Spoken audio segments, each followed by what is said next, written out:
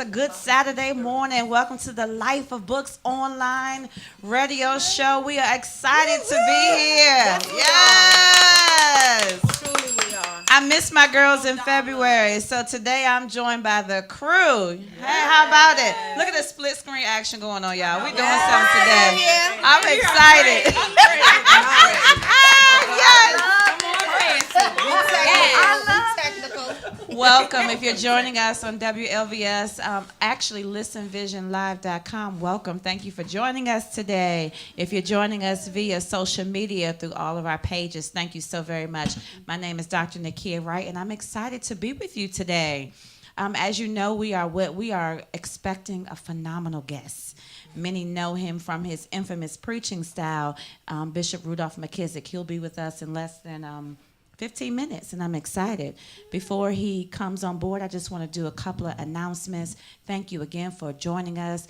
The Life of Books is an online book club where it is our heart's desire to remind people and present to others the power of the pages.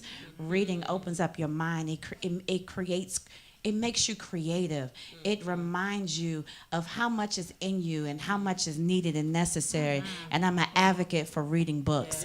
So together we've embarked on this journey to present to you a new read every month in hopes that you'll join us and your desires will match ours. And together we'll have put books back in people's hands and get the phones out. So I'm excited about it. I'm going to allow my guests to introduce themselves. My girls, we've been on this journey for 4 years. And yes, the circle has not been broken, and it just keeps getting stronger and stronger and stronger. Behind the scenes, before the girls start, behind the scenes, we have Hadassah and Laura. I don't know if y'all can jump on the screen. But they are the ones that make us look good and keep everything going. And Dizzy behind on WLVS side. Yes, Dizzy. Dizzy, not Dizzy. Sorry.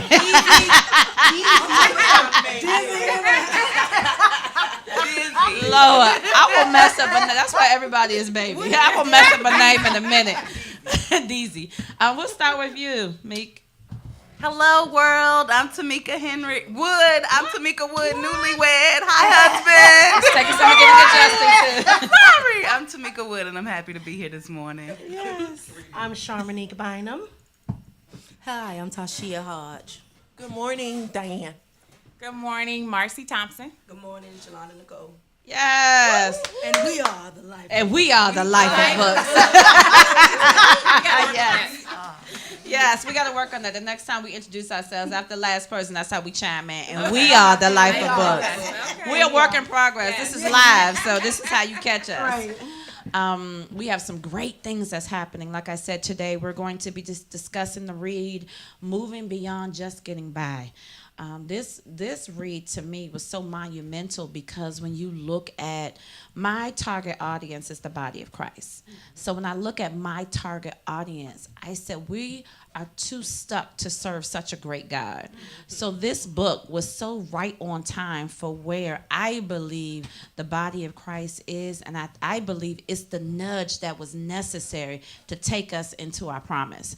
So I'm excited to discuss it. We have a few things that I would like to highlight before we get started. And as you know, the Life of Books is a branch of A Woman's Voice Matters. And each year we present to you our annual symposium.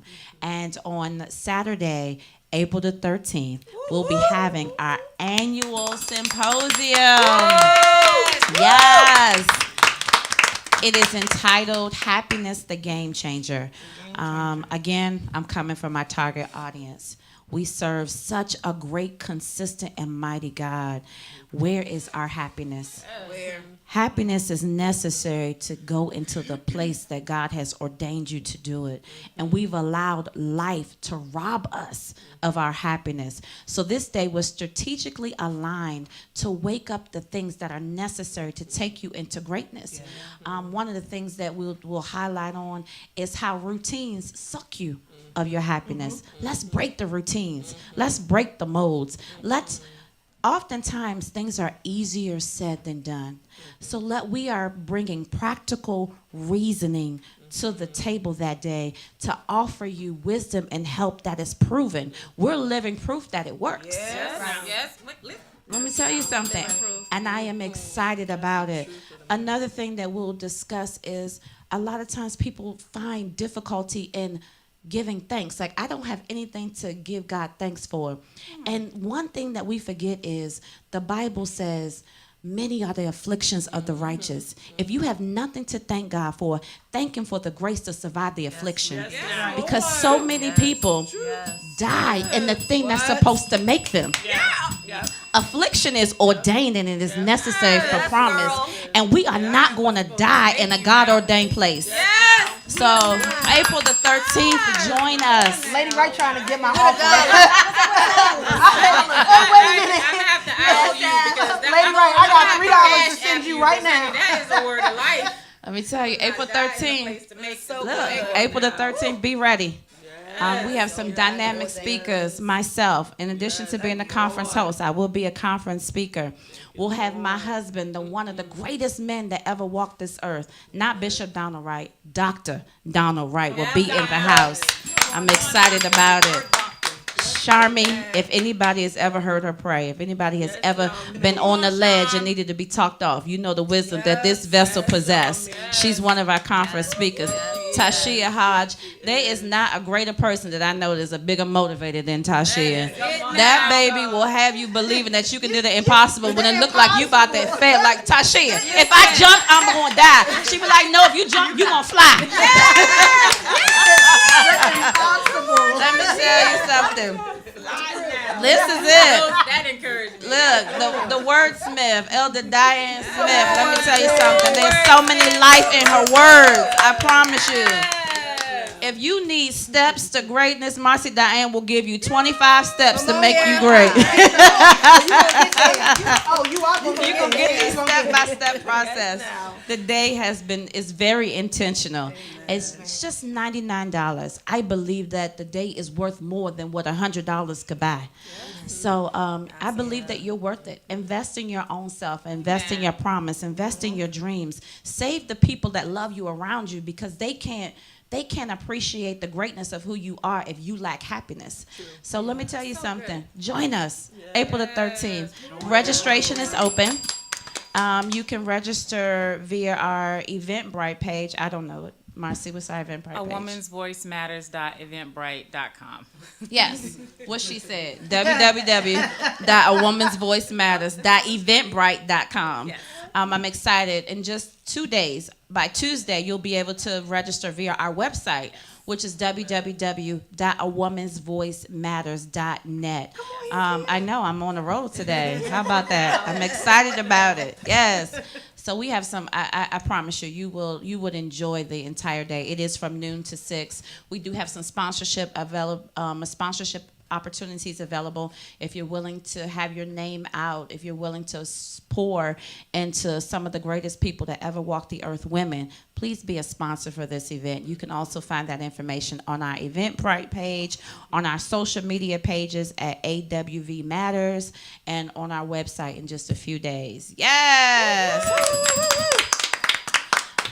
I do want to do a couple of special thank yous, and that is to my husband, Bishop Donald Wright. Thank you for the opportunity to allow my voice to be heard. Thank you for saying yes to all of these dynamic women that have joined me on the journey. This wouldn't even be possible without them. So thank you for allowing them to join me. This has been so great. God has taken us, we've bud, bloomed, and blossomed as a result of our yes, and this would not have happened if you didn't believe in us. So thank you, sir, for believing in us. Shout out to WLVS. Thank you so very much for hosting us every month. We appreciate you. Jeremy, you're doing some great things. It's been a joy to see your dream come alive with the Hip Hop Museum at Blind Wino. Thank you. You are a success story, and we salute you for not giving up. So thank you so very much. To Dr. Renee Allen, who kind of bullied me into the show, thank you so very much. You've allowed us to expand our reach and to be a blessing to all of those under the sound of our voice. So thank you for the encouragement. And we have just about 10 more minutes before Bishop joins us. So most of our listeners haven't heard from us since October of 2018. I was grateful enough to do January segment with Jerry Wright, which is so good. If you did not purchase that book from January, please go to Jerry's website. The Preacher's Daughter is the name of the book. I don't know her website, but if you follow me on... JerryLWright.com, JerryLWright.com. I highly recommend the read. It's very good. I admire people that are courageous to put their pain on paper, and she did that so eloquently. And her story is just a testimony of going through and coming out on the other side victorious. Mm-hmm. So be sure to get that read. And without further ado, Shalonda, tell us what's been going on with you, girl. Many things. But the major thing that's happened since the last time we saw each other, everybody know I was preparing for an inspection from an accrediting body for the laboratory. We've never ever done this particular agency before. It's like the gold standard of the laboratory. It's very global, right? So we finally had our inspection in December. I was only preparing for it for 2 years. We finally had it in December. And last month we finally got our official letter. Yes. That was successful. So it's the first ever accreditation by this agency. Yes. At the hospital that I work at. Yes. Let me say something. You should get a T-shirt and wear it around the office and say, "We pass inspection." Just in case people forget about your greatness that you helped get accomplished. We pass inspection. Yes. I love it. Congratulations. Marcy. Since we last met, I accepted a position as Chief Learning Officer for a management consulting group. I started February 1st. So I'm excited about that. Yes, super excited. Yes. Really cool. Yes, exciting times. Since we last seen each other, I've been cultivating change, spearheading efforts to do a core value rehaul and configuring our HRIS system, and it's been fabulous. So. Let's see, October, since we last spoke, I've been doing so many things. I feel like I'm accomplishing a lot, but I just got a lot of open strings, so you have to stay tuned for the Tell us about your grandbaby. Oh my goodness, you will love her. She has these cheeks that you just want to bite. Her name is Asha. She's so adorable. She's 6 months, and she's just the life. She just wakes up laughing and talking. And Asha. She's beautiful. I love And she her. tortures her. She puts on her wigs and Sunglasses. her She won't sunglasses. let me do her hair and Poor Asha. All right. Charmy.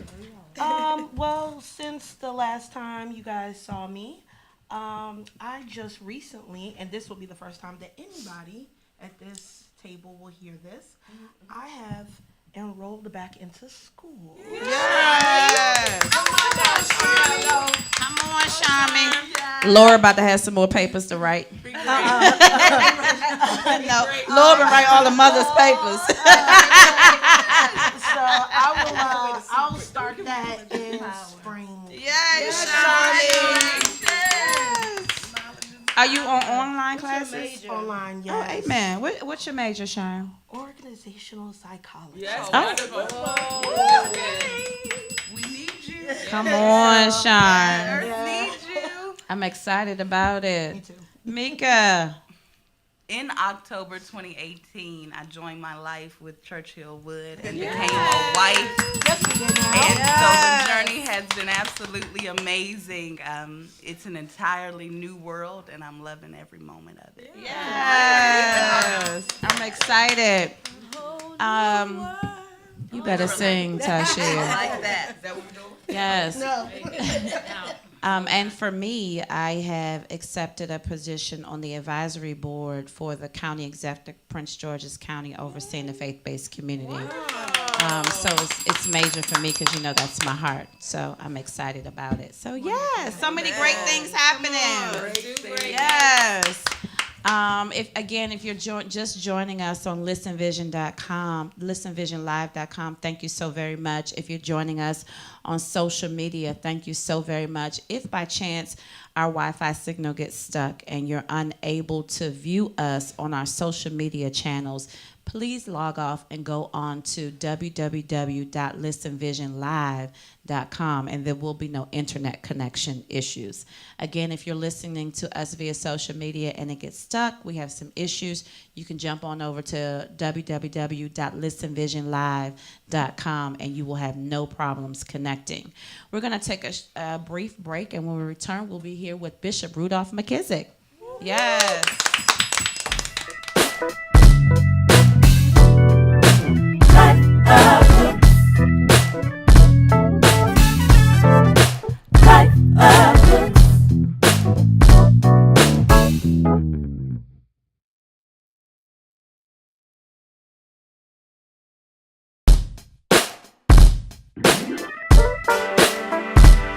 There's so much possibility when you make the choice to make a change.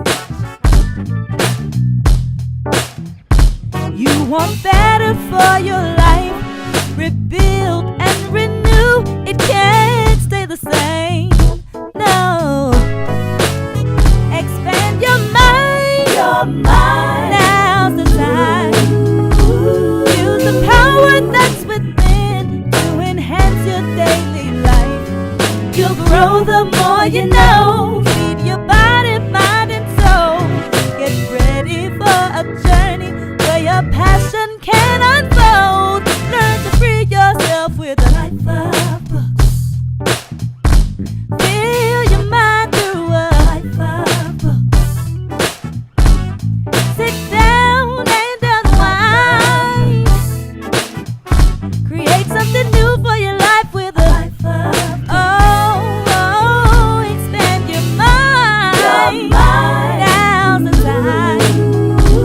Use the power that's within to enhance your daily life. You'll grow the more you know. Feed your body, mind, and soul. I hope you're ready for a journey through a life of books. Woo, yeah. I hope you're ready for a journey through a life of books. You gotta learn to free yourself, yeah. Life of books. Come on and feed your soul. Fill your mind with a life of books, yeah.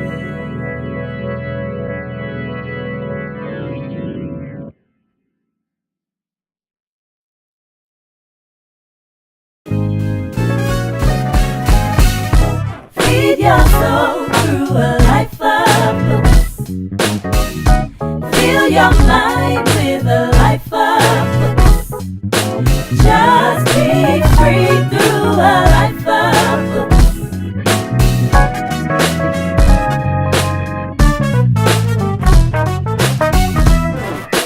Life of books. Life of books. Life of books. Life of books. Life of books. Life of books. Life of books. Life of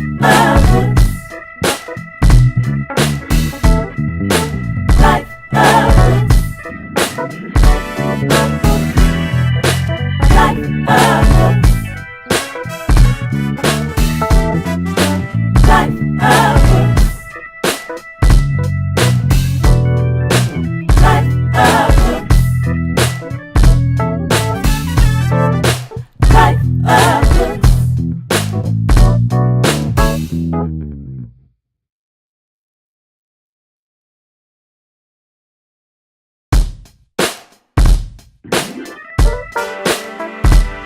There's so much possibility when you make the choice to make a change. You want better for your life, rebuild and renew. It can't stay the same. No, expand your mind. Now's the time. Use the power that's within to enhance your daily life.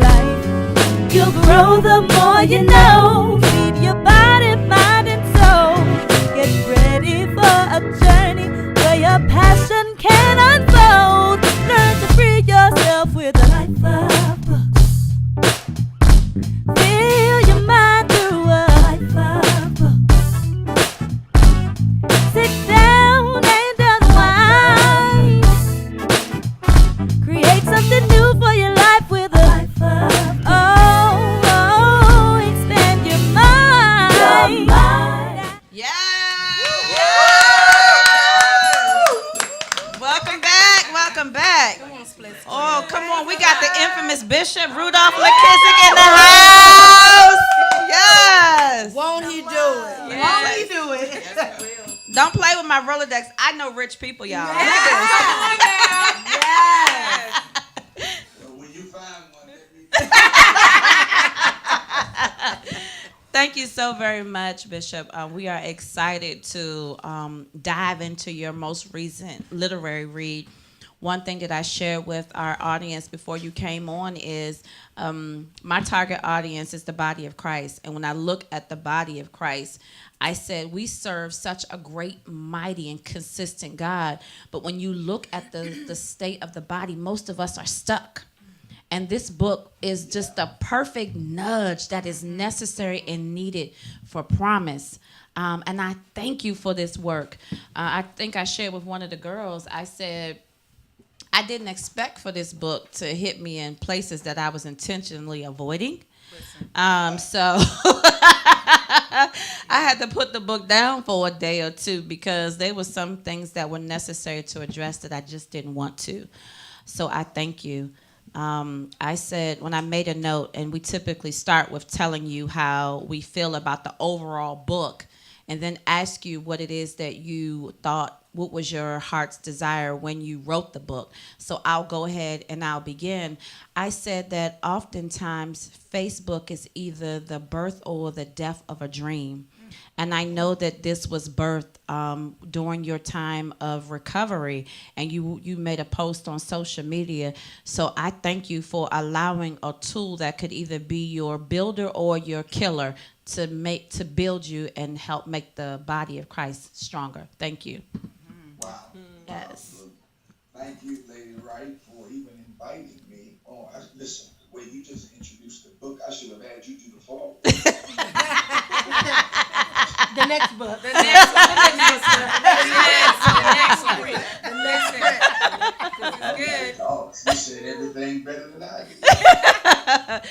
I appreciate you. We're going to start with Mika, and we're just going to go down, share our thoughts about the book, and then we're going to get Bishop's sentiments of what his mind was when he first began writing. Mika? Good morning, sir.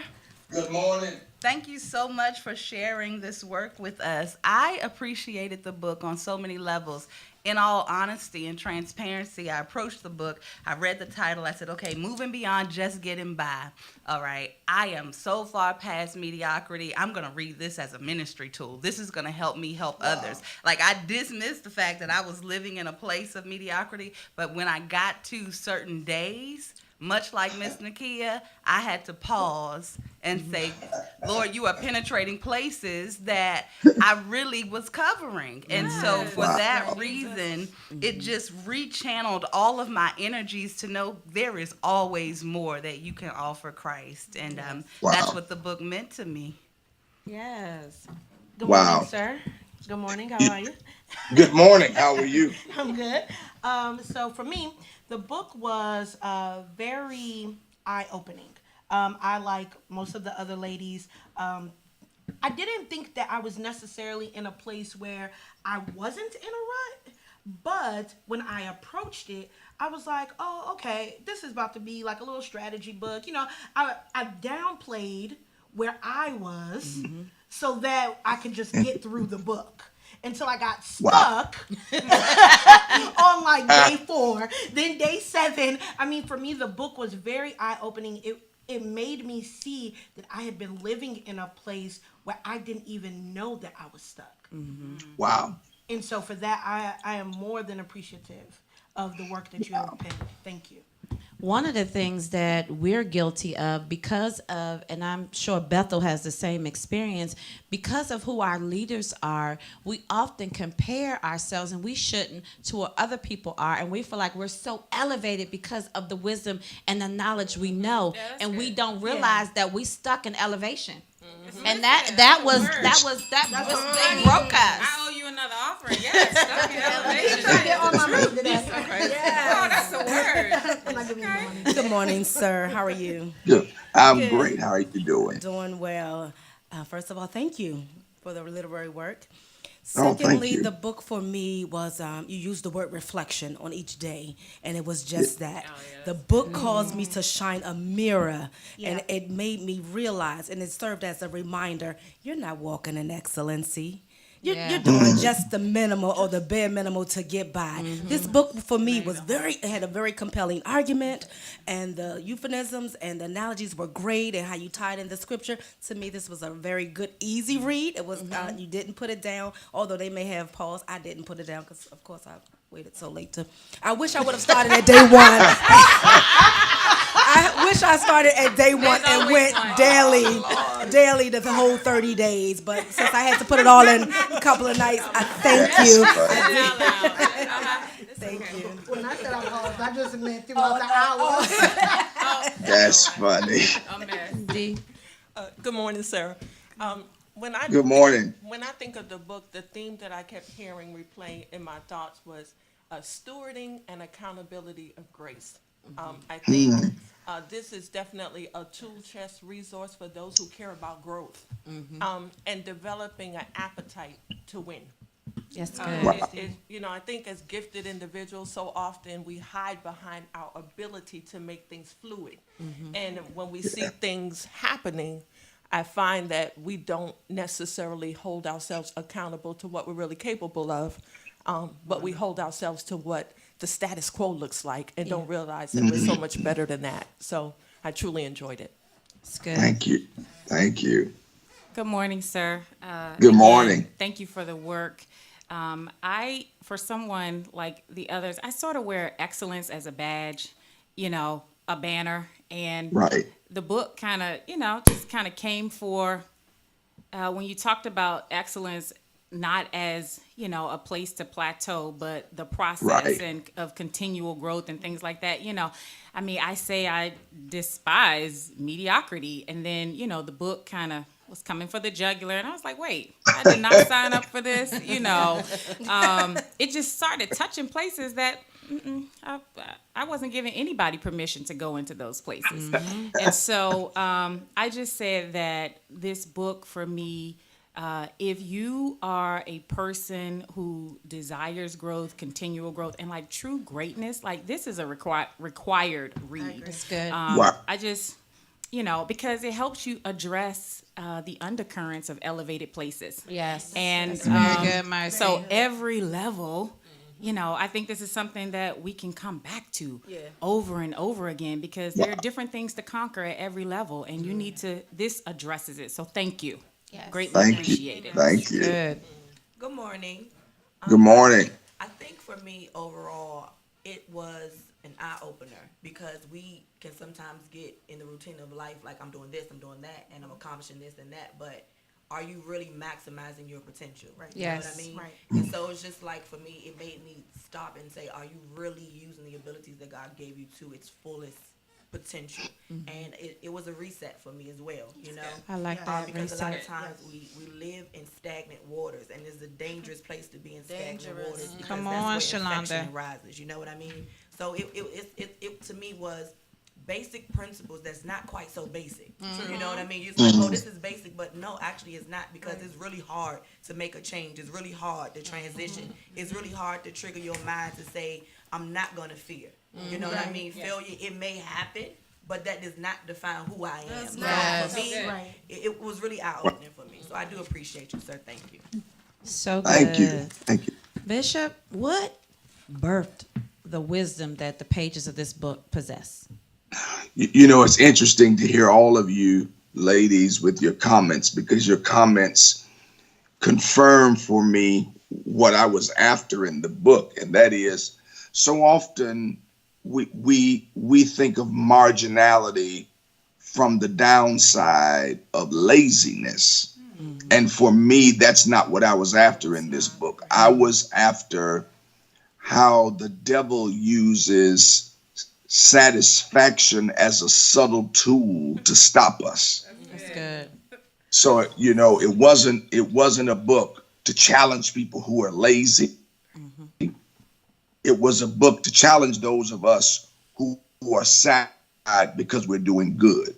Yeah. And what really birthed it for me was, while I'm home recovering, I'm doing self-reflection and how easy it is for me. And I was dealing with some staff issues of people who weren't lazy, but they were underachieving because they were satisfied. Wow, that's good. And so that's what birthed this, because for me, sometimes people don't underachieve because they're lazy. Sometimes people underachieve because they magnify what they've already achieved. Yes, Bishop. Come on, sir. Word. Y'all are funny. So Here for you. I like that. That's it. so that's what led me, to down and reflect on different areas of our lives where we're doing really good and don't realize that the enemy is using our feeling of accomplishment to lull us to sleep. That's good. And we end up in mediocrity even though we're accomplished. That's so good. Bishop always tells us as a push, the enemy to greatness is good. When you feel like you're good, you don't strive for great. Right. And that's so That's good. absolutely right. Wow. Well, we're going to dive into these pages, Bishop. All right. We're going to start with D. D, you bring a point. I mean, if you can get past the introduction, like, Okay. oh, wait a minute. If I could get down and pick up my book, I will show you what I did when I was reading the introduction. I just tossed the book across the room like. So, D, can you help and start us off this morning, please? Sure. I think you are a master at one-worders when it comes to redefining our definition on what we have assumptions about. You challenge us to see it from another perspective. But I'm going to actually go to day one that really just arrested me, because I think it speaks so loudly to empathetic leaders. That's good. And so, let's start at the top of the page where you said it's so easy to speak and write such good advice for others and not adhere to the advice that you give. This was it right here. And just so you know, I got literally every other sentence outlined throughout. The whole book. And I had to stop because I said, then you're going to be confused. And so, what exactly did you want to tell the bishop?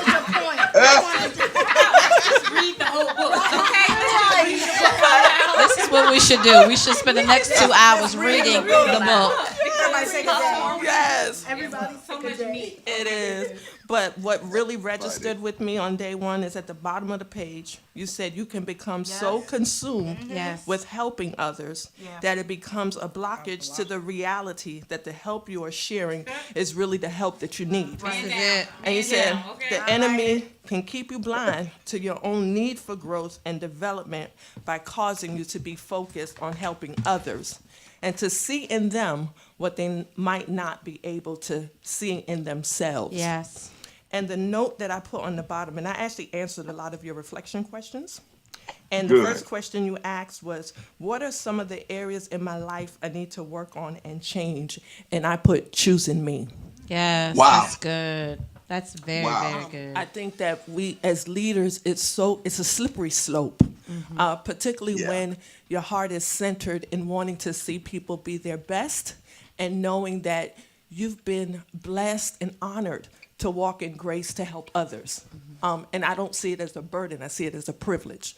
So when you see it from that perspective, you constantly have to re-examine to find balance in giving to others and cultivating grace so that you have that much more sharpness to offer. That's good. Yeah. You know what was interesting? The day one entry, Nakia, was really the Facebook post you talked about. This book really started out as a post I wrote because I got sick of seeing some people I'm very familiar with always writing great advice that I know they personally don't walk in.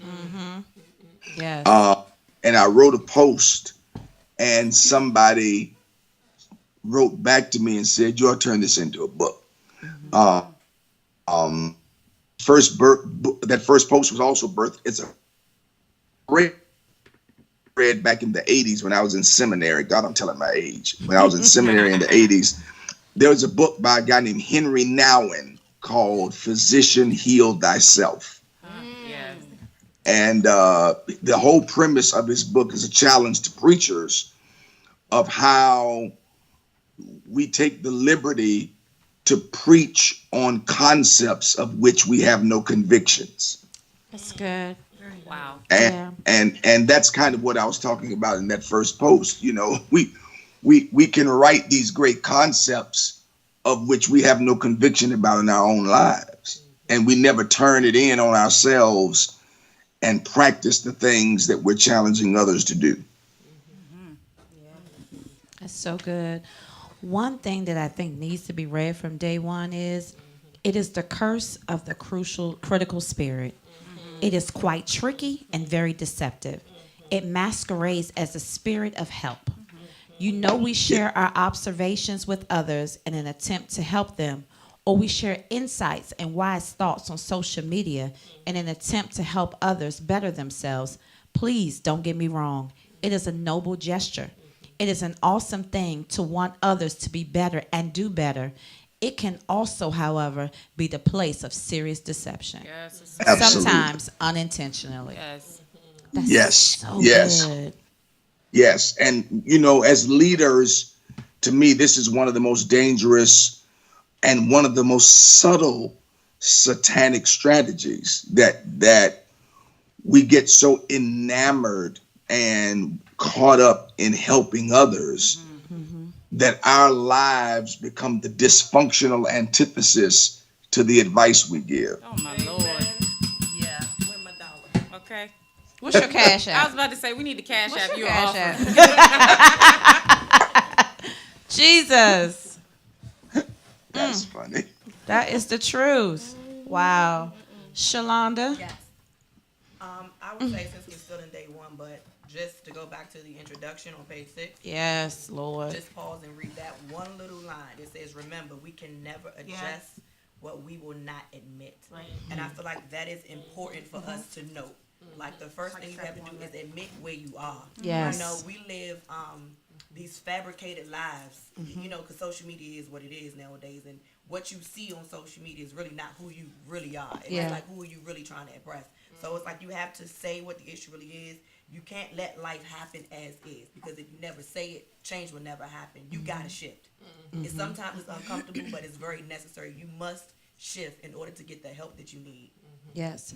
One of the things that you address in the introduction is self-reflection. Well, everybody knows that it's necessary. It is so difficult to do because self-reflection can be so painful that people avoid it.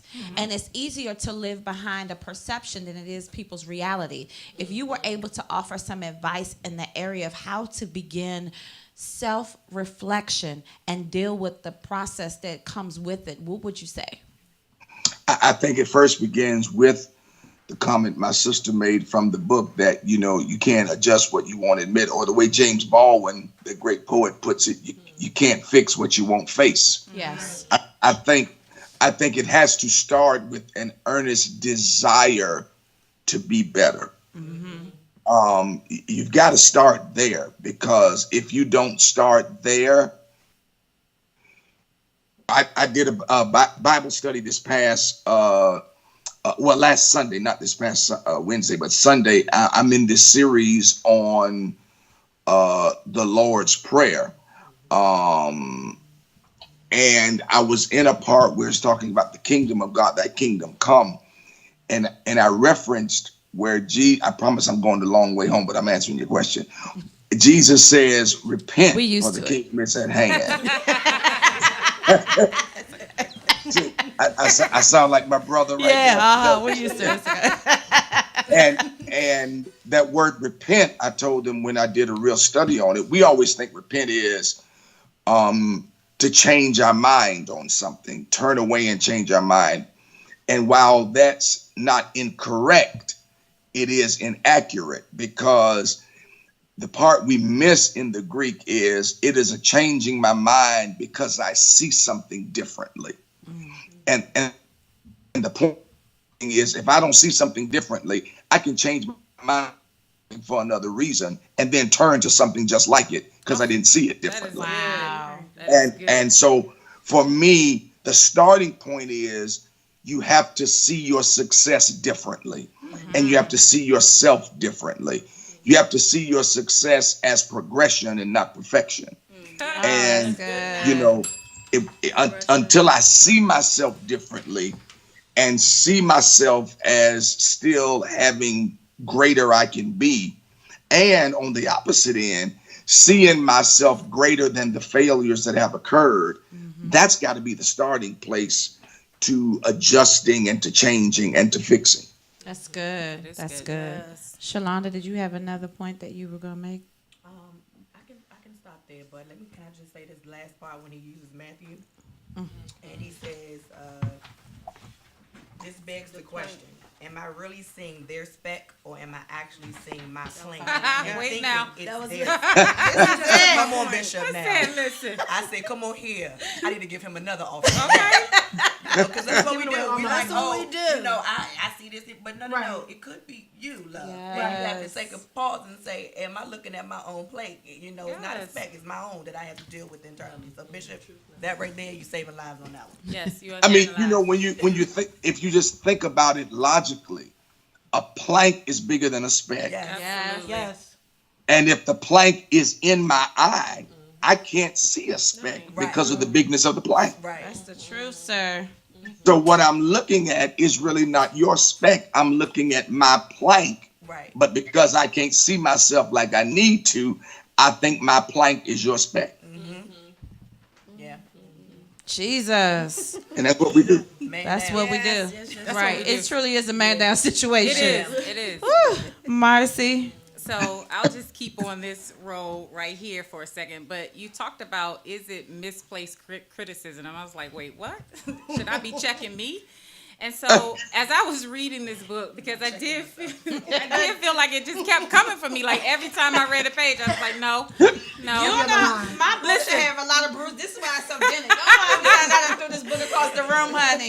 You know, the misplaced criticism. I was like, okay, you check. Because the thing, as I read the pages, I kept saying to myself, why is this agitating me? There were parts of it that just kept rubbing. I was like, wait. My heart is toward God. I'm trying to do what I think. But there were parts of it, every page just kept rubbing me. And this is what I realized for me. So being an answer in the earth, being an answer for God's people, that's a sense of accomplishment, right? So we think we're doing it. Yes. You spoke about that, Bishop. But the thing that makes us addicted to that, for me, is that I don't have to be accountable for your change. So I feel like I checked the box of helping. I'm good because I'm a helper. I mean, I'm just talking about, I just needed to really internalize this book for me. Like when you started like checking me. And the thing is, Bishop, it's so palatable because you got the side eyes, you got the LOL. So it, you know, you balance like, it out. it's balanced. And it's like, oh, well, you just rebuked me again. Or these words just, and so I'm just like, I'm trying to internalize it. And that's what it was. It's just like, I feel like I've done something. And the thing that I like about it is that I don't have to answer for your change. Right. And so that's why it's easier for me to help you change because I'm not responsible for it. And the whole book is like an accountability tool. Like if you need accountability, this is your tool. So I mean that's all I wanted to say about dating life. Yeah. It was Wow. good, but Yeah. then- It checked me as I wrote it. It was a huge check for me because you know, as my grandmama used to say, you start smelling yourself. Yeah. You True, know, sir. and you start to think you all that. And it was a real check for me, even writing each day's devotional piece. It was really, as much as I didn't say it even in the introduction, this book was really a transparent moment, letting the world know what I wrestle with. That's good. I always say that truth saves. One of the things, piggybacking off of what Marcy said, one of the things that I had to realize is that we serve a very jealous God, and oftentimes the people that I believe that I was called to be an answer to, I become their little God, because in their times of crisis, they call me for an answer. So I had to pull back my availability so that I wouldn't be standing in the way of God. That's just like somebody that will only get delivered. Our pastor that very rarely lays hands on people, because he says that if I lay hands on you, the only time you think you'll be delivered is by my touch. So I'm building you to teach you that you can go to the throne for yourself and get delivered. Absolutely. And one of the things that being answers is you have to have limits to your being an answer. You have to realize that you can't replace their relationship with God, and you can't be there every time they call. You have to, my goal has to be to push them to the throne. That's good. Right. Yeah, and you have to you have to resist the temptation of feeding your insecurity Why you don't? and to be there for them as God. See, wait now. The bell. Your cash out again, please, sir. Just call it out. Just call it out. Because there are many people, who are addicted to the need people have for them. I just had that conversation this morning. That is so true. Yes. Yeah. You wanna be their God, even though you claim you're not trying to be That their is the God. truth. Bishop. Don't slay Y'all, this us. bell We is got funny. we got a couple more. Don't slay us. We got a whole hour and some We change only to on go. day one. We only on day one. Woo! Sir. That's funny. Jesus, that is the truth. Tashia. Sir, I said you came out the gate swinging on day one. But the point that grasped me the most in day one was Jesus makes a profound statement, which becomes a good place to start your journeys. Let's start with the things we need to change in ourselves before daring to try to change and help everybody else. Yes. I took day one as a self-preservation.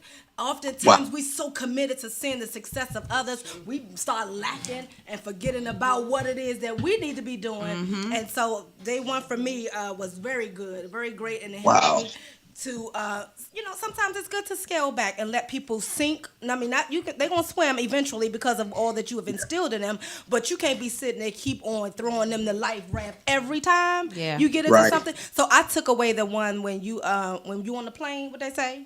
Put your mask on Something first. happened, put your mask on. So So day one for me was my mask. I'm saving me Wow. first. Yes, Lord. That's good. Wow. Wow.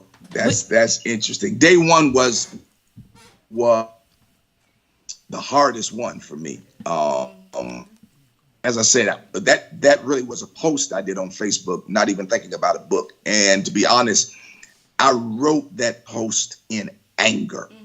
Wow. So that's probably why it feels like I'm really coming for you, because I was really, I had read something somebody wrote. Several things they had written, like a series of posts that were really good. And it was like, Negro, you don't even practice this yourself. Stop this. Stop it. And it angered me. And so it was my venting. That first post was really a vent. So that's probably why it reads like, I'm checking you. Yes. But listen, for most of us who are tough, because many of us, we're tough. We have hard exteriors. We needed it this rough and in order to get it. Because if you were soft and passive by it, I would have put it off on somebody else. But the fact that you were this aggressive, I knew that was to me. It was a let me tell you something. Let me listen. Yeah. Shari.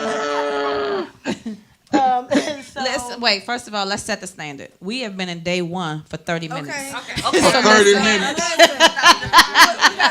Y'all, we are not going to get stuck in these days because it's 29 more to go. So wait, before we go to me, I say we go to Tamika because she really wants to go back to this introduction. Come on, Mika. And the reason we have to go back to the introduction because the entire book is framed around the syndrome of getting by. Yes. And so I feel like we should, even for those who are listening, you have to define get by. Yes. Okay, it's what we're going to talk about the whole day. And so what you say is the concept of getting by simply means doing enough in a task to have the task done. You didn't do your best, but you didn't do your worst. Yes. You did something with enough proficiency that it got the job done. You did enough to get by. That's good. Even when others don't know, I barely did enough because my good is most people's best. Right? It just is. You define getting by, and here's the deal. You went from defining getting by to challenging me to admit it. And adjust. And so here's, look, my footnote was this, and it came from my husband. He says, don't let pride kill what God can heal. Yeah. We hide stuff, right? Wow. We hide it. We hide it. We good. cover it. We smother it. But if you That's don't admit good. it, God can't heal it. So here I am, Jesus. And when I tell you, it set the tone for me to move through the book. It's like, okay, God, you can have access now. Your transparency, your transparency as an author, and then this opening of admit it. Okay, guards down. What you got for me, Jesus? Guards down. Good. That's Mika.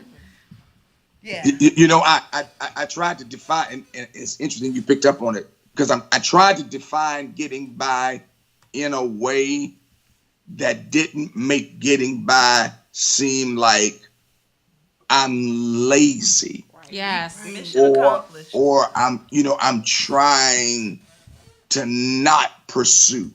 I tried to define it in such a way for people who would read this, knowing that they're doing good, but being hit in the face with the reality of, am I stuck on good because I'm satisfied? Yes. Yeah. Yeah. That's good. If you're just joining us on listenvisionlive.com, thank you so very much. You're joining the Life of Books online book club. We are with the author, Bishop Rudolph McKissick, and we're discussing the read, Moving Beyond Just Getting By. Again, if you're just joining us on social media, thank you so very much. If you have not yet ordered this book, by the time we end this broadcast, we will give you the ways that you can order. As a matter of fact, ladies, can you put it in the comment section? And let's get this book off the shelves into the hands, because I believe this is the recipe to the kingdom is supposed to be one. And how do we accomplish the oneness? I believe that this is the start of the recipe to the oneness. That's so good. Wow. Wow. Yes. Sharmi. All right, so I'll jump into day 2. So on the first page, in the first paragraph, it says, in reality, they are not reasons but excuses. You do know what an excuse is. An excuse is a fabricated reason to abandon resolve, abdicate responsibility, and apologize for your resources. And the part that stuck out for me was an excuse is a fabricated reason to abandon resolve. Baby. So for me, it's funny, I had one clear thing or one clear picture come in mind when that happened, and it was my class. Because one of the things that I set out to do was I wanted to be able to try to help those that serve leadership to be the best servant that they could be. Shami is talking about her CAA classes that she teach for armor bearers and those who serve in ministry. Okay. And thank you, Nakia. Plug. The next class is The next class is gonna be. That's funny. And so in that, I did my first session, and I was like, okay, I got it out. I'm good. I don't feel the pressure to, do another one, although I feel that the need is great. And so I was like, okay, you know what? But it's okay. I don't have to do that because I could be doing something else. I don't have to do that because Lady Ray has all these great things happening. I can attach myself to her and be successful through her, or through Bishop, or through the church as a whole. Absolutely. And what it did was my excuse made me abandon my resolve to be great in the spot where I feel like God has called me to be. Yes. And so for me, it was like, because how do you abandon your own resolve? This is it. How do you abandon your own resolve? So I get on your nerves and I be keeping CAA alive. No. This is what we're going to do. And it's a fabricated excuse. It is. This is. Yes. Let's keep read. I Yes. want to read this and then you respond because it's necessary to piggyback off of what she said. We come up with excuses such as "This is just who I am." To that, I Yep. say, just because this has been you doesn't mean is you or should still be you. We get caught up on what we don't have, who we don't have, and who is keeping us from being all we can be. When you accept this as a part of your identity, you will never know who God really intends for you to be. That is that's great. Bishop. Let me tell you what birthed that particular entry is very interesting was the conversation I had with my doctor after this surgery, because it was throat surgery I just had. And the doctor said to me, "You're going to have to change your style." And I said, what do you mean style? He said, and he's not of African American descent. So I made the assumption he didn't understand the African American culture when it comes to delivery style. He said all that hollering you do. He said, I listen to you, because he's been my doctor for years.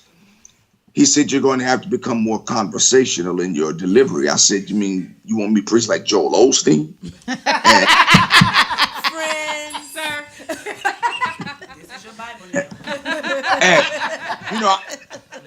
I didn't mean it negatively, Yes.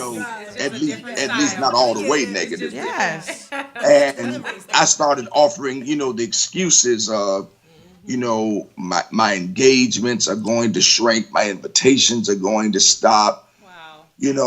People come to hear me for won't he do it. I started raising all these excuses and to check me and say to me, there is no such thing as that. It's only a choice. Yes. It's good. And either you're going to choose to now flow in who you are becoming and who you are in this season, not evolve, because evolve to me always implies that who I have been wasn't good enough, and that's not always true. That's good, Bishop. Very good. So I'm careful when I say evolve. I would rather say I'm transitioning, you know what I mean, or shifting. And God said, either you're going to appreciate the shift, or you're going to settle where you are and miss all I have for you if you submit to who you are. And that's when I thought about excuses. Wow. I wanted to abdicate my resolve to really pursue who God was making me. That's good. And it is almost as if, I'm sorry, Shyam, it's almost as if God just needed you to get to that place in order to trust him that he got you, because you're one of my favorite preachers. So when your wife go live, I listen to you. And you were in California or somewhere last week, and I would have never known that you had throat surgery. You were who you were before your surgery. Right. And it's been interesting because it also revealed my own personal insecurities. And it revealed where my voids were in my faith. Wow. That chapter did that to me, which is why I was mad about it. We needed to have done this in church so we can take a lap right now and then come back. I don't know about that, but I'm just gonna lay down. Because my in reality, I had to face the fact that my gift had become my God, as opposed to my God being the giver of my gift. Bishop! Oh my goodness! Yeah, and I paid for this makeup this morning. Don't make it run. Don't you do that? It's so silly. So I had to check myself, and determined to continue to have the resolve it takes to walk in excellence. Wow. This is so good. It's so good.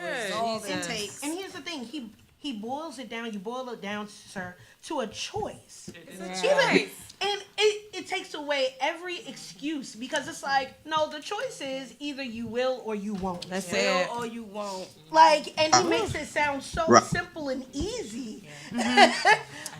Well, look, and he also, when he quoted the poem, I wanted to read this because, like you said, you're not speaking to lazy people. So you also spoke to the intellect of leaders.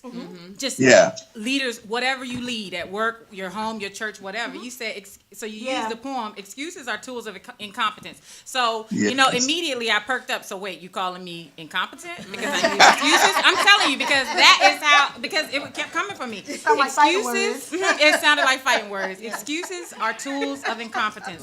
Used to build bridges to nowhere. Again, what are you saying, Bishop? You telling me that I'm going nowhere with my excuses? That's exactly what you're saying.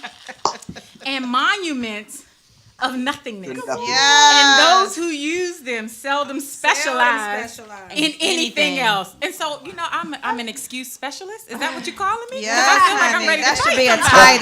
title. I am an excuse specialist. And so, again, Excuse specialist. My word. these words kept jumping out, and I felt like you just kept hitting me in the head. Like, no, I didn't tell you to do that.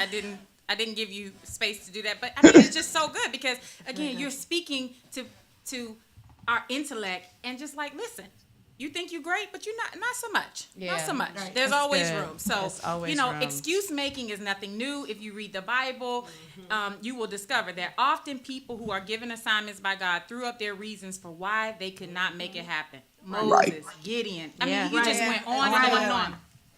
And at every point, jump down, every point, with every excuse, there was always one common theme in God's response, and it was, I am with you. And, Right. that's it. Trust me, I'm with you. Trust me, Right. I'm with you. And so, I just so appreciated this. But if you keep going right there, though. Okay. Right, I was just about to say, you got to read that next part, In though. other words, if you really Yeah. know who God is, there is no excuse powerful No excuse enough to powerful override enough. His intentions for your life.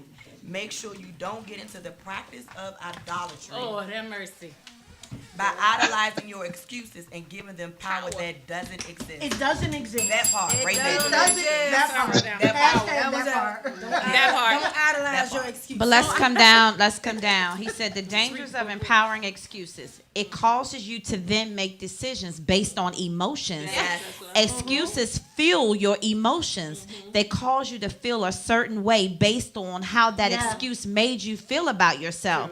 Too many excuses have a lot of emotion and little reasoning, and as a result, we make bad decisions. Yes. We marry our emotions. This and part right avoid here. our intellect. What?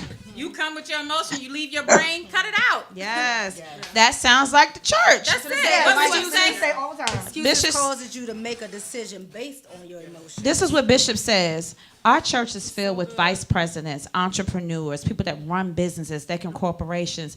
And when they get to church, they fall asleep. Like, how can you dummy down all of this intellect when you are so smart and you come to God and you just give him just enough to get by? It's Wow. like we want to get into heaven. It's just enough to get.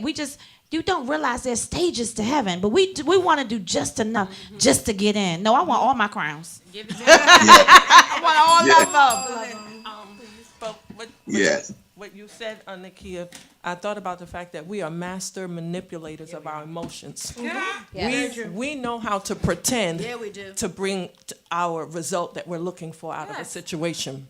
And Yeah. it's so unfortunate that now we just live in an environment where we think we're entitled to great. We think We we are don't think entitled that to great. we have to be developed into Right, great. right. We think that we just spit out the womb great. What? We are in such a narcissistic coma of our own ideologies of great. Narcissistic coma. I got your cash out. We good. You hear this, Bishop? We know hers. Listen, especially this generation, millennials live with entitlement. Oh, God. They feel like they have arrived at a place they have not earned True. and deserve something they have not worked for.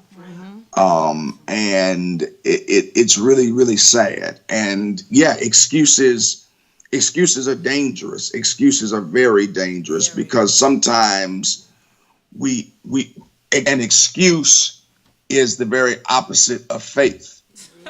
Because my excuse tries to what I don't have to move forward to do something. When in reality, faith says, I don't have it, but if I make the move, God will bring into my life people who will use their influence, their resources, and their ability to help me accomplish what the move is supposed to make. Yes. So either you walk in faith or you walk in excuse. And once again, it's a choice. Bishop, you narrowed down to these choices. I'm Look, telling you. I have I've learned the power of allowing excuse, but I came to defense in this day. I kind of felt like, but wait, there are some people who face real life hardships, and I can understand their excuses. And so I'm reading through, I'm ingesting what you're saying, but at the same time I'm going, no, Naomi's husband and kids died. Like, that's not okay. Like, Joe, and I started just processing the people I knew in real life where these excuses really do serve as barriers, if not in real life, psychologically, for them to move on. But you came for it in day 10. Got you straight, me. You came for it on page 34. How about that? So, hold on. So, on day 10, I titled the day, right? It says, Poor Beginnings Don't Yield Marginal Endings. So, these are, we got to look high. Hi, Lady Kim. Hey, Lady Kim. Your hair is cute. Get my 2 cents in, so I figured I'd come this way. I've been on the doggone timeline. Oh, no, they haven't said, why y'all haven't tell us Lady Kim been commenting, girls? Come on, Lady Kim, give us your 2 cents. Your 20 I was cents. on chapter 2 for 2 months. Yeah. Day 2. Truth, Lord. Day 2, because he said you need to have your inner man check your get by yourself, man. If your inner man is strengthened, it'll check your get by, Everything else. man. That is the truth. I said, well, all right. I would have So when- swung on him if I lived with him if he wrote this book. I would have swung on him. I promise you, I would have swung on him. I said, so in my fleshly moments, my inner man needs to rise up and get with my get by self, man. Yes, I love it. On that regard, do we have any comments from the social media audience? We're sorry, we didn't mean to ignore you, Lady Kim. If we do have some, just raise your hand up and we will address them. Mika? Okay, so you were in my head, and it picks up on page 33 with day 10. You say, even down to Jesus himself, he was born to a virgin on the backside of an inn, outside in a cave with the animals, and placed in a feeding trough. For the first few years of his life, he was an immigrant in Egypt. The beginnings of Jesus were not ideal, yet he never complained or used it as an excuse to shun greatness. Yeah. A poor beginning does not have to equate to an unsuccessful journey or marginal ending. If I may skip down to the paragraph that says it's a choice. That's really what an excuse boils down to, a choice. Yes. An excuse is a choice and not not a a lifestyle. lifestyle. The getting by syndrome is to make excuses into a lifestyle. I read once that in life there are no such things as excuses, only choices. An excuse is a choice that you empower to determine your mentality and activity. The time is out for excusing marginality. The time is out for using your surroundings and beginnings as crutches to lean on. Yes. A crutch is only designed to to aid you while what was broken gets healed. So good. Yeah. Sir. And look, and it goes back to what you offered in day 2. I am with you. Yes. That's it. Yes. Before uttering excuse, remind yourself. Christ is with me. You know, it's funny you went to that particular day because I also deal with Jabez in that day, and the part for me about Jabez, I did a series on Jabez, and the part that blessed me and I tried to capsulize it a little bit in that day 10 was, we always talk about the part in Jabez where he says, oh, that thou would bless me indeed, enlarge my territory. For me, the part of the prayer that we never talk about, that's the best part for me, is he tells God, he asks God to do all of that. Then he says, so that I might not do evil to others, or that I might not do harm to others. He uses the same word that is the definition in his name. And what he was saying was, God, when you bless me, don't let me treat others like I was treated in my beginning. Yes. So that I don't blame my wickedness on my woundedness. Oh, my Lord. Wonderful. I almost jumped over this table. Jesus. You know, because that's what we do. We blame the way we are on the stuff we've been through. Yes, we do. And Jabez says, no, when you bless me, I don't want to become what I was treated like.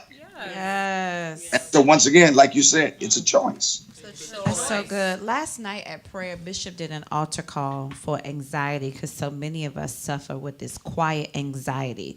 And one of the prayers that he prayed is that the things that were done for me will no longer affect me and cause me anxiety.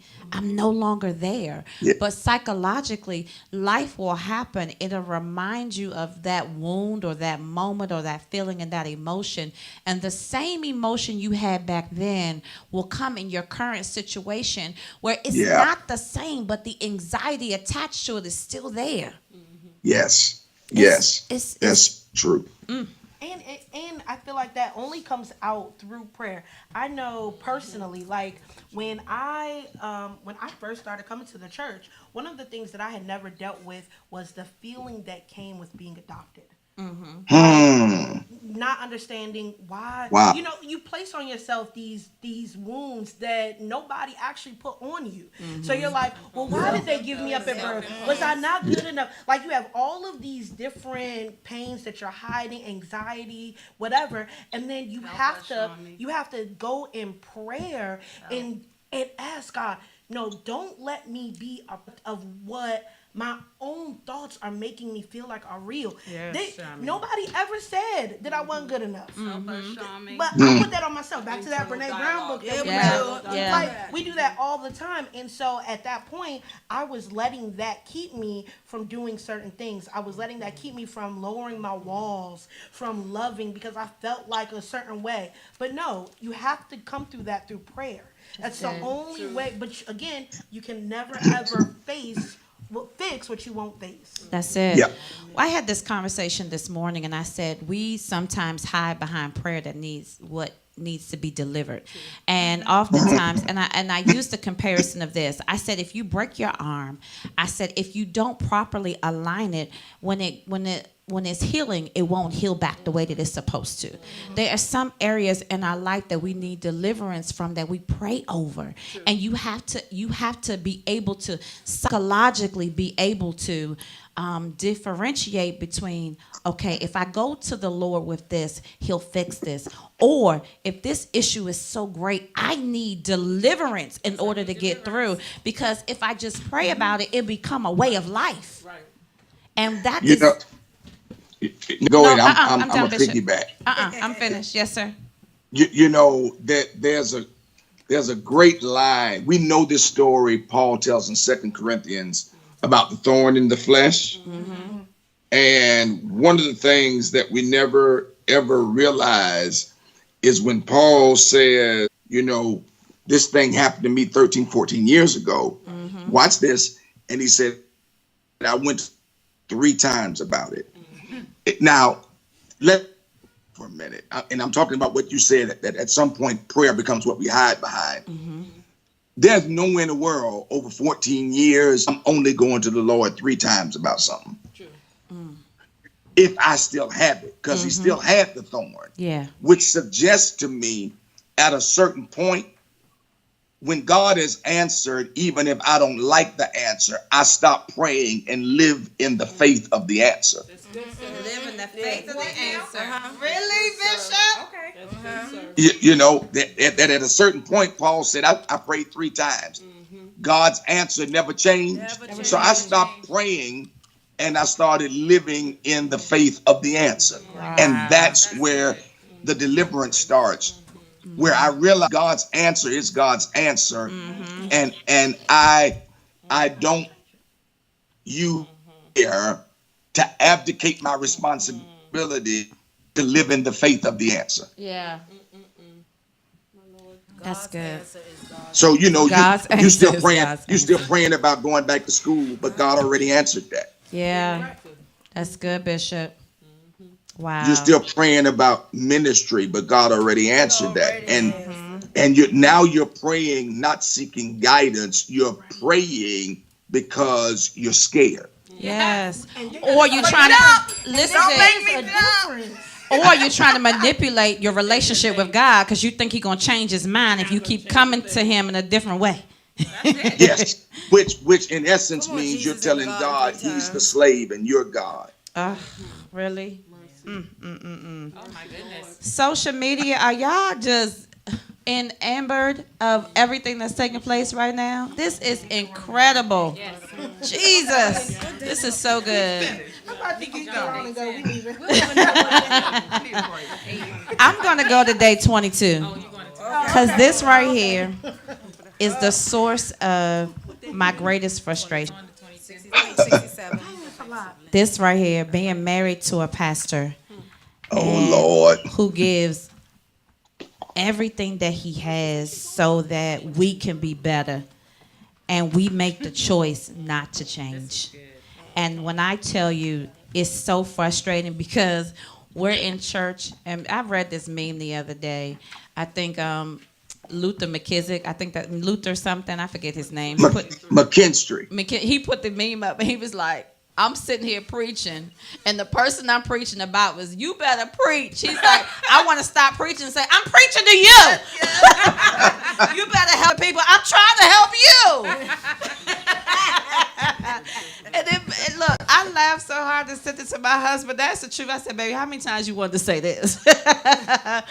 But this chapter is one of the things that I always tell my husband, you're graced to pastor because I'm frustrated when I see people stunt their growth when they've been given all the tools to be great. And one thing that you said is so many have drowned in the waters of change in areas of their life because they refuse to ride the wave. If you want to sustain something, you have to learn how to change something. Want something to be sustained, to remain, then you must know how to engage in change for it to remain. The writer went on to say that the change is the only way to protect whatever exists, because without continuous readjustment, the present can't continue. And I'll jump down and say, it says, you don't keep something by not changing it. You lose it if you don't change it. When you don't engage in change, you deprive the very thing that you love and want to hold on to of the very thing it needs to survive. A marriage, a business, a friendship, even a ministry is being destruction if it doesn't engage in change over time. That means that a refusal to engage in healthy change is a guarantee to settle and get by. Bishop? Really? But let's look at God. God never changes who He is. He does change systems with which He operates. He went from judges to kings to prophets. Jesus went from himself to disciples / apostles, and then that became teachers. That God kept His relationship with God's people element of change. He changed according to what his system, according to what season he was in. We don't like to change systems with seasons. Wear the same clothes in the winter that you wear in the summer. This is See how practical good. that is? That is so Help us. practical. That It is makes so so good. much sense. Help us. So practical. That makes sense. So you have to change the system according to the season you're in. That's good, Bishop. We don't like that. We do not. And I use that as my barometer is marriage. I've been married to my husband for 6 years. The person that I married 6 years, going on 6 years, the person that I married 5.5 years ago is not the same person he is today. And if I keep addressing him and ministering to him the way he was 5 years ago, I can lose my husband physically, but mentally he'll tap out because I'm not able to feed and to nurture where he currently is. And you said something Right. that's so key. The difference between change and transition. Oh my goodness. Yes. That was my favorite part. Yes. Let me tell you something. Change is a shift. Getting a new boss is a change. Getting a promotion or losing your job is change. Transition is quite different. Transition is the process of letting go of the way things used to be and then taking hold of the way they have subsequently become. And between the letting go and taking hold is this zone where things aren't the old way and aren't quite the new way yet. And I believe we're all testaments of that because we're all on the road to promise. We're all letting go of who we were as Jabak, and we're entering into the gathering. And a lot of people are having a hard time with this, even though their mouths say, "Yay, we with you," their actions say, Right. "I'm still stuck." Yeah. Yes. Oh my goodness. This should be required reading for the gathering. Just this page right here. Well, the thing about it is, the thing about This is good. the thing I reflected on, I was like, okay, why am I having an issue with this? Well, the thing is, in transition, you've learned how to master a certain place. And what I realized for me, there's an area of control that I don't like to give up. So I don't like to give Yes. up my control. Yeah. Or Yes. look, or even because, and then an excuse will come in, well, God, I know this place. I've mastered this place. I can be effective because I Right. know what I'm doing. Yeah. And what he's saying is, no, I want you to elevate to a place where you have to trust me because you don't Right. have it. Yes. Anything that good's coming out of you, Right. I'm giving you that. That's it. And if you Right. stay here, you're gonna stay in you. Yeah. In what you know and what you Exactly. can control. God, lead and guide me. So that's yeah. But if you needed it, would you still have it? That's it. And we still have an emotional attachment without definition of change that's destructive. Yes. Yes. When we really see change as the route, the avenue to blessing, will begin to make transition smoother in our heart. That's so good. My husband said something not long ago. He said, change is the most natural and unnatural thing simultaneously. He was Yeah. saying that, we grow up, we change grades when we're in high school. He says, but in our mind, it's hard for us to change our mind, but it's easy for us to want to be a teenager anymore. I'm become 21. I'm an adult. I'm this. He says we change our physical selves. We change so many Right. things, but our minds. He says so simultaneously. It is so difficult. And I agree. It's the difference between change and transition, and it's the parts that, for me, the difficulty is the parts that I control. That's the truth. And I don't know what's out there. Yeah. I don't know I don't like the unknown. And so that's God You is know, dealing with it. Thank you. it's a good example of that is the baby in the womb. I read this one time where a doctor said that one of the reasons that baby cried is because for 9 months they've gotten used to where they were. Yes. And now they have entered into something they're not used to. And that's how we have to think about change and growth. Because if you The know that is, reality, don't the open that door. reality is every place we are is a womb there to grow, but you can't stay there if you're going to continue to grow. That's good. That you have to pass through and out of that womb into the next place. We don't like to do that. Stay in the womb. And if you stay past the time the womb is able to hold you, you will die. That's the truth. Wow. Bishop, in writing this book, what day was your favorite? Honestly, day one. Yeah, I can see why. Day one.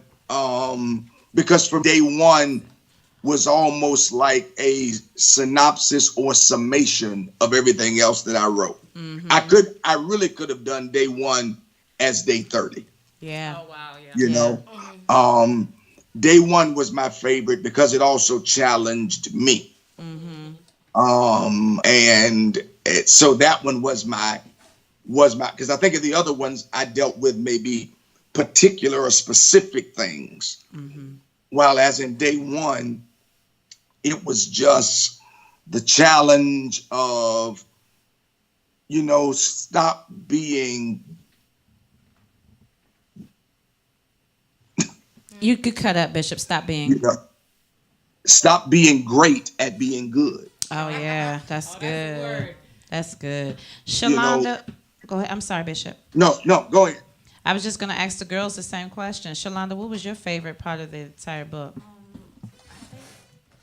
It was many parts. It's kind of hard to pick one particular part because this is the thing with Bishop here. He has so many one-liners and definitions. Look, I had to It's identify just favorite like- quotes through here. Yeah, I had it's to. just so many parts. Uh-huh. Yeah, it's just too many to choose from. Marcy, what was your favorite day? So I think day 12 was one of my favorites where you talked about launch out. And Yeah. I just made a couple of notes, reposition yourself. Don't be satisfied with the shore. I was like, okay, yes, greater is waiting on me. And you said something so good. You said you can't trust God and depend on guarantees at the same time. And I Yes, was like, that's so good. Listen, I was all the way down. I was like, listen, I'm not going to throw my iPad, but I wanted to. Yes. I wanted to. It's like you can't do both. You can't trust God and depend on the guarantees. And you went into that in day 12. Like, that's it. Speaking to my head, that's it. That's good. Marcy, can you read that last sentence on day 12, that starting with sometimes blessings? Day 12, sometimes blessings. Yep. Oh, nope. Let me look at yours. Sometimes blessings don't come, or you aren't prepared for the blessing until you have left where you have been. Yep. Sometimes blessings don't come, or you aren't prepared for the blessing until you have left where you have been. If you are still today at the same place you have been, living with the same futile results you have been living with, then there are some blessings you aren't ready to receive. The problem in your life for why you aren't more blessed than you are, this is so good, than you are, just might have something to do with distance. Today is the day to make the decision to make a change, a shift, a repositioning. And it's a sentence in the next paragraph. That can be physical or mental. Yes. Yes. Yeah. Because sometimes the shore is not a person or a situation or a context. Sometimes the shore is your own consciousness, your own thinking. That's so good. Your own Wow. thinking. And that's what you have to disconnect from. That's the truth. Yes, Lord. Bishop, that's so easy to say. For people that's struggling with disconnecting, how do you do that? Trust God. It's easy challenge because it's everything to me now. Trust. Yes. It's a matter. Do I want what's waiting on me? That's Do I good. want what's what waiting. God Yes. has for me? Yes. So good. That's You know, good. And it just becomes a matter of faith and trust. Am I willing to disconnect from where I have been? There is waiting on me. That's so good. I always said this, my relationship with God is a commitment. When the desire is no longer there, my choice to be committed is what sustains me. Because sometimes you do get weary and well doing. And when you and when you look at it as a commitment, that is one of the you not to give up. Yeah. I'm committed Yes. to this. This is my life. Yeah. It's good. Yeah. Yeah. It has to be more, I'm kind of giving away a little in one place I talked about how I cannot be motivated or moved by your will because your will can get warm. Sometimes when you are motivated by will, you will lose in areas you would have won in if you were motivated by more than just your Oh, willpower. that's good. Where did you say this was going to be written at, Bishop? That's the sermon for That's tomorrow for the sermon. Oh, okay. We're going to be streaming live. Yes. Dee, what was your favorite part of the book? Oh my. Just about every chapter, but the theme that I think ministered to me very loudly was capacity. In chapter 11, because I truly believe one of the things that this space taught me is capacity is all about perception. And I think so often we put emotional bondage on our hearts because we don't perceive that we have the capacity to push through what we're faced with or where we're walking to. And then the responsibility of owning, I am capable of what I don't want others to know. Because there's responsibility that comes with owning. Girl, you graced to do this. You graced to live this. Yeah. Yeah. And so I really liked your definition of capacity when you talked about the fact that it comes before increase. Yes. And then at the bottom, you said, this is your season of expansion. And I truly believe that so many times we're asking for blessings and we have not cultivated the capacity to be sustained in it. Right. That's good. Right. Yeah. Excellent. Capacity speaks of expectation. You know, what tells God the expectation I'm living in. Say it again.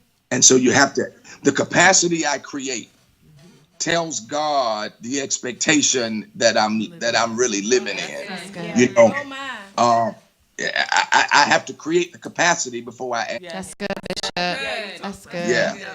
That's good. Hadassah, join us at the table. I know that you read the book. Bishop, this is one of our young ladies. This is our creative director behind the scenes, handling our cameras. All right. Come on in. Hattie, share with us some of your favorite parts of the book. Come over here between Shalonda and Marcy. Good morning, Bishop. Good morning. Yes. I really enjoyed this writing. And one of my favorite, I too share the same statements that everyone made at the table, that the whole book was just incredible. You find yourself highlighting every page. I have Kindles at the front. But I think it was I'm thinking it was day 3 or day 4, day 3. Elevate your expectations. Yes. That is how I begin your day 3 meditation. And I went on to, I highlighted literally that entire page. So good, and I'm going to read it anyways. I read a quote from that famous boxer, Muhammad Ali. Intentions will always be ineffective when you have no expectation. Yes. Your intentions always have to be towards something. You have to expect something. You have to expect greatness. You have to expect deliverance. You have to expect things to get better. When you have great expectations, then your intentions become effective because you move your actions toward an expected goal. Yes. And I can go because that was really good. When you have no expectation, it will show up in your actions or lack thereof. Yes. And not only do you have to expect it, but also you have to want it. Yes. You have to want the greatest season of your life. You have to want the greatest marriage possible. You have to want to be the greatest in every area of your purpose. You have to for yourself. Yes. When you don't expect much, our intentions are dummied down to the lack of expectation for better, which we have determined is not coming our way. This, my friend, becomes a door of invitation to the get-by syndrome. Your low expectations lower your intentions to actions that afford you the opportunity to get by and the excuse satisfied. Oh my gosh. I don't think I need to make a comment on that other than this right here just blessed my whole life. So thank you. Let me say what I put in the column. Bishop. All caps. So good. Wow. Ty, what was your favorite part of the book? I was definitely torn between day 28 and day, but I'm going to go with 29. You were too, Sean? Why you screaming? Day 28 was mine. Oh, okay. So day 29, I was so tickled because I remember the commercial, the Mikey commercial. Yeah, that was my favorite part of that, to be the push that somebody's needed, that somebody needs. So that was very applicable to me and relatable. So 29 would definitely be my favorite scripture. My favorite one. So thinking back on that commercial, I was writing a devotional, brought to my mind several insights. It takes the innocence of a childlike venture into trying things you have never tried before. Yes. Sometimes when you move away from that childlike consciousness, it takes to really live the consciousness it takes to really live in faith. You begin to ask questions that will cause you to miss That out right there. on your Bishop. Y'all are funny. When you've been through life and life happens and it robs you of the innocence that childlike consciousness will bring, how do you tell somebody that it can be restored? I until you have the experience of it yourself, like you said, your ability to tell somebody what can happen for them has to be fueled by your own convictions, and your convictions are the results of your experiences. Yes. You know, I can't have a conviction about something of it's only been told about. That's the truth. I can repeat the phrase and I can believe it's true, but I don't have a conviction about it without an experience with it. Yes. And so, you know, you have to be the thing that can tell somebody else you can start over. You can do it again. Yeah, that's good. That's my target audience. That's it. How about that, Charmy? Hold on 1 second, please. I'm so sorry. She don't want to forget this thought that you just told her, Bishop. We taking notes and everything.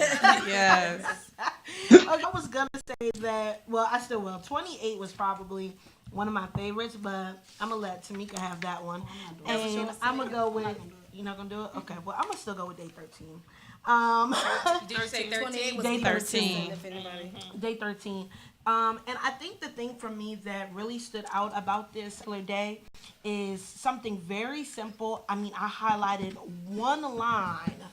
It says, Simon got no guarantees from Jesus. That whole thing, that little paragraph took me out. Like, all he got was one word. And it was up to him to do it or not. Yes. At no point did Jesus promise him that something greater would happen. He had to trust him at his word.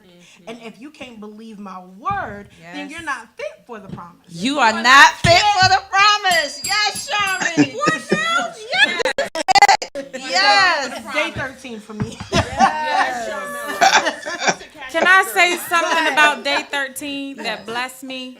And so, again, the part that challenged me, people who quit are remembered for being quitters. And look, I'm telling you, that got my foot like, I'm not a quitter. Yeah. I'm not a quitter. I'm not a quitter. And I pride myself on not being a quitter. That's good. And when you said that, people who quit are remembered for being quitters. And when you gave Yeah. the example of the boxer, and I was just like, you're so right. Like, do you remember the person who quit in their dream? Right. Nobody else does either. That's it. I'll be remembered for trying, for loving, for living, for, being an answer for Christ, but not for quitting. You won't be able to call me a quitter. That's it. Right. And so, yes, you checked me there. I was like, yep, that's me. Yes. Tamika. In terms of favorite chapter, my favorite chapter, day 28, just because it gave what was necessary to replace excuse. But I believe, and that was persistence, resolve, and diligence. But I believe that the ground that you broke up before you got to day 28 is a little more critical. So I want to highlight day 14. That's where I'm at. On page 46. Yes. I want to highlight day 14 because it was a shift mentally for me. I am not what failed. That was so good. It was so good. You got the difference in failing and failure. Right. Yes. You can't fear failure. Yes.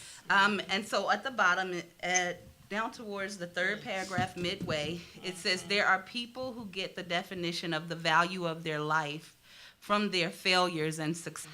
You equate the value of who you are to the total of what you have or have not done. So then if I have had some things that have failed, I in turn call myself a failure. Why? Because things have failed. Yes. The mistake you made is allowing your outcome the authority of your identity. This was it. That was Wait. good. The mistake you made is allowing your outcome the authority to give you the definition of your identity. Just because things fail does not mean we are failures. You see, to be a failure means I become situation tries to say I am. But my value has already given to me before I went through what failed. Yes. In Psalm 8, the Psalter, is that right? Lets That us is know. Lets us know that we are made just a little lower than angels and have been crowned with truth and right. But then you keep digging. You keep going. I keep going on this page. All right, so No, I said he keeps he going. keeps going. The last line says, "Dare by faith to get back up and try it again." Yes. But then, ladies, please transition with me to page 83, where day 20 favorite. And right in the middle, he says, "Failure is merely an opportunity to more intelligently begin again." That's it for me. That was it. But until you learn how to Look, the fail, entire book from I just want to read one quick line. I'm so sorry. Where? On page 82. Nothing is more common than Yes. unsuccessful men with talent. this is it right here. Lord have mercy. But then you give example after example in humanity of those who have failed. And the reality is we hide failure, but the greatest portion of our testimony. Yes, And if we understood how much those we admire have failed, we would be Yes. inspired to continue We would be onward. Try new inspired. things. That That's is so so good. good. Oh my goodness. I cannot believe it's 11:50. I do not want the moment to end. This has been so great. Bishop. See, you should let me come live. I know, Bishop. We just messed up. We needed another hour. This was so good. I do want people to hear the sentiments of your heart as we close out the radio show. I do, if you were to offer some words of the hundreds of thousands of people that we have blessed to have listened to us through listenvision.live and on our social media page. Thank you. What would be the sentiments of your heart that you would like to share? And can you please tell people listening how they can get a hold of your book? Yeah. Well, let me thank you again, friend, and my sister you. for Thank inviting me Thank you. to share with all of you wonderful ladies today. I'll start by telling you can get it on every media platform, Amazon. You can go to not only the Kindle but the Nook, iBooks. You can order them from Amazon as well, or you can go right to my website, www.won'thedoit.com, and we can send copies from there as well. Working on getting it actually in bookstores as we speak and believing God for that. Amen. I think, if there were any advice I would give, my grandmother used to say something that I take with me everywhere, and that is, in bad grammar, be who you is, because if you ain't who you is who you ain't. Yeah. That's good. And we know what that And that walk in the value of the authentic person God has made you. And whatever and whoever you need to be authentically who you were created to be, God will give that to you. And even things that fail become a learning opportunity to start over. Amen. That's right. And that, all of us are here because of the divine design that was in the mind of God. So none of us are here by accident. You are here because before two people got together to make you, God had already designed you. Yes. And walk in that and let that feed your value. Because if you allow that to feed your value, nothing you go through or nothing anybody else says can devalue who you are. Amen. Amen. Thank you, Bishop.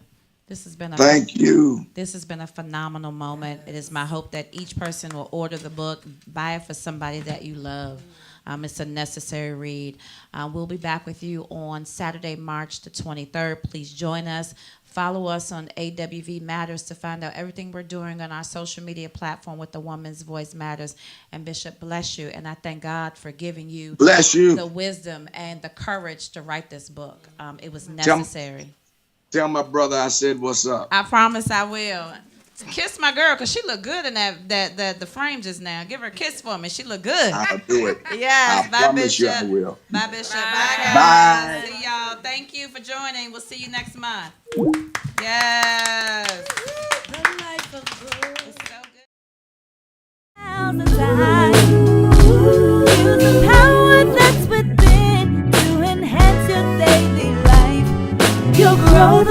all you know.